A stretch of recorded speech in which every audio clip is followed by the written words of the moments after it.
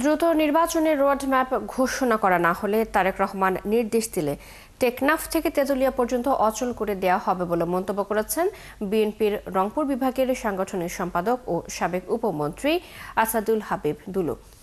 মঙ্গলবার লালমনিরহাটের আদিতমারীতে উপজেলা বিএনপির আয়োজনে আদিতমারী সরকারি জিএস স্কুল মাঠে গণ অভ্যুত্থান দিবস পালন উপলক্ষে সমাবেশে একথা বলেন।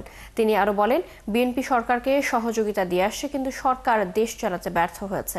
দেশে আইন শৃঙ্খলা নেই, মব জাস্টিস হচ্ছে, দ্রব্যমূল্য নিয়ন্ত্রণহীন, দেশের মানুষ অতিষ্ঠ।